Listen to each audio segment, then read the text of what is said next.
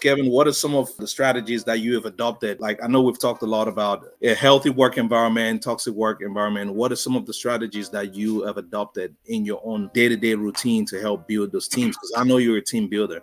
Yeah, absolutely. One of the very first things that I would recommend is less talking and more listening. And as you do less talking and more listening, when you're talking to your team members, you will hear and listen on what they have to say. And once you hear and listen what they have to say, you understand what their strengths and what their weaknesses are. And sometimes you may not hear it. So you'll put them in a position to where you think that they do well. And then over time, you're going to realize that's not where their strength is. That's where their weakness is. So now this is one of the great things that I love about evaluations and kind of like checks on learning, like, hey, are you picking up what I'm putting down? Because now I'm going to be like, hey, it seems to me like you're not really vibing with this, but you love to do this. Am I assuming that that's correct? And be like, yes, I love to do that. All right, well, let's kind of switch gears. So what a lot of people will just be like, oh, they're stupid, they're dumb. How could they not pick that up? Maybe that's just not for them.